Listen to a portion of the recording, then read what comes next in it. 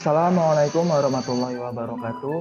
Kami dari KKNT IPB kelompok Kebumen Kat 03 akan melakukan sosialisasi secara online mengenai pengelolaan sampah dengan metode 3R. Yang mana metode 3R ini yaitu reduce, reuse, dan juga recycle. Menurut Undang-Undang Republik Indonesia Nomor 18 Tahun 2008, sampah adalah sisa kegiatan sehari-hari manusia dan atau proses alam yang berbentuk padat. Sampah memiliki dampak negatif apabila sampah tidak dikelola secara tepat, seperti dapat menyebabkan kerusakan ekologis, yang mana kerusakan ekologis ini berhubungan langsung antara makhluk hidup dan juga lingkungan. Dapat menyebabkan penyakit seperti diare, kolera, dan sebagainya. Dapat menyebabkan banjir apabila sampah dibuang sembarangan ke sungai. Dapat menyebabkan bau busuk apabila sampah, terutama sampah organik, tidak dikelola secara tepat. Dapat menyebabkan terganggunya estetik suatu daerah dan sebagainya. Secara umum, jenis sampah dibagi menjadi dua, yaitu sampah organik dan juga sampah anorganik. Sampah organik berasal dari sisa makhluk hidup yang mudah terurai. Adapun sampah anorganik berasal dari bahan selain tumbuhan atau hewan yang sulit terurai. Adapun contoh sampah organik yaitu sisa sayuran, sisa buah, sisa makanan seperti sisa daging, sisa nasi, rumput, dedaunan, dan juga ranting. Adapun contoh sampah anorganik yaitu botol, kaleng, kaca, styrofoam, dan juga logam. Adapun metode 3R yang pertama yaitu reduce, mengurangi sampah dan menghemat pemakaian barang. Contohnya, mengurangi penggunaan kantong plastik ketika berbelanja dan beralih menggunakan body bag ketika berbelanja. Mengurangi penggunaan dan juga pembelian botol kemasan sekali pakai dan beralih menggunakan botol kemasan yang dapat digunakan berulang kali. Mengurangi styrofoam untuk wadah makanan dan beralih menggunakan wadah makanan yang dapat digunakan berulang kali. Mengurangi sisa makanan. Kemudian yang kedua yaitu ada reuse, menggunakan kembali sampah. Contohnya yaitu menggunakan serbet untuk lap tangan setelah cuci tangan ataupun setelah makan,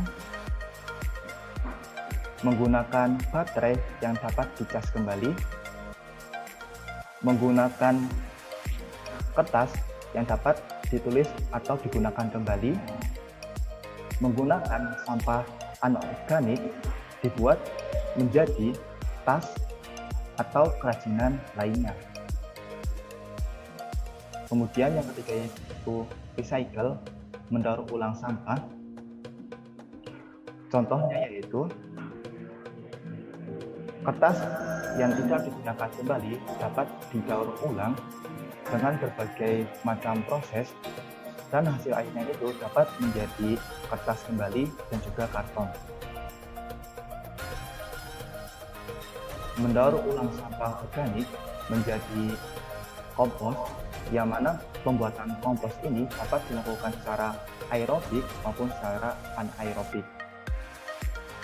Aerobik artinya membutuhkan oksigen, pembuatan kompos di ruang terbuka, sedangkan anaerobik tidak membutuhkan oksigen, yang mana pembuatan kompos di ruang tertutup. Selain itu, mendaur ulang sampah anorganik juga dapat dilakukan dengan cara membuat berbagai macam kerajinan yang memiliki nilai ekonomis dan juga nilai estetik. Untuk lebih memahami mengenai metode 3R yaitu reduce, reuse, dan juga recycle, akan kami putarkan videonya.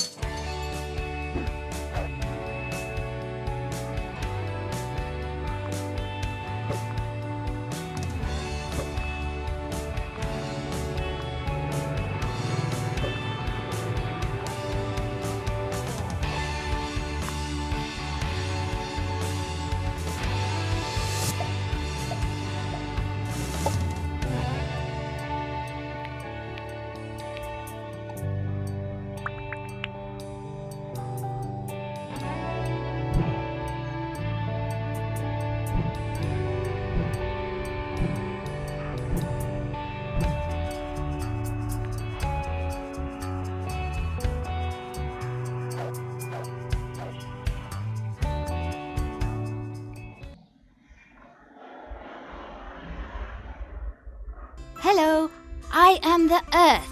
Yup, the very planet you live on. There are 3 words which start with the letter R, which I love.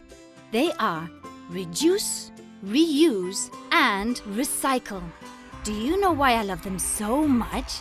Because they are almost magical words. They can make all living things, as well as myself, be happier. I said that they are almost magical because without your help, it won't work. They need all of you children in order to do the trick. Each and every one of you are the real 3 R's magicians, those 3 words which can change the world. Do you want to know how? Yes? Well, let's find out. The first R is for reduce. If you think about it, there are many things you don't need. When you go to the supermarket, I'm sure you can take your own canvas bags instead of using disposable ones given to you. Like that, you will be reducing the amount of plastic, which is very contaminating. And I'm sure that you don't need to print out so many documents or photos, nor leave lights, television, or computers on when you're not using them. If you remember this, you'll be reducing the amount of paper being used as well as energy, and in turn will be helping to reduce the contamination. And these are just a few examples. I am sure you can think of many more different ways to reduce what you are using or creating unnecessary waste. The following question will help you with this task. Do I really need this, or is this just a whim? The second R is for recycling. Now, it is easier than ever to recycle things we don't need anymore so that they can be reused.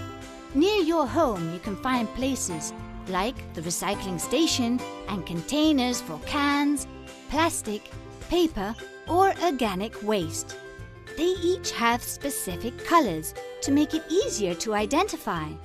By using them, you will avoid contaminating nature, the rivers and seas, as well as the atmosphere, which is the air we breathe. And finally, we have the third R, which refers to reuse. How many things do you think we can reuse again and again instead of throwing them away? Let's see. A piece of paper that has only one side printed on, a carton box, a plastic bottle. You think now. With just a little bit of imagination, I'm sure you can come up with many more exciting and fun new uses for them.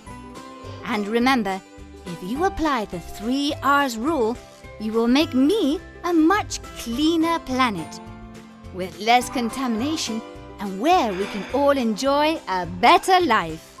Baik, video yang telah diputarkan barusan pada intinya itu menjelaskan mengenai pentingnya pengolahan sampah menggunakan metode 3R, yaitu reduce, reuse, dan juga recycle, yang mana tadi di video telah dicontohkan setiap metodenya.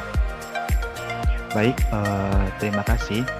Sekian dari kami, kurang lebihnya kami minta maaf. Sebelum ditutup, ada pesan tentang lingkungan, yaitu sampah kita, tanggung jawab kita.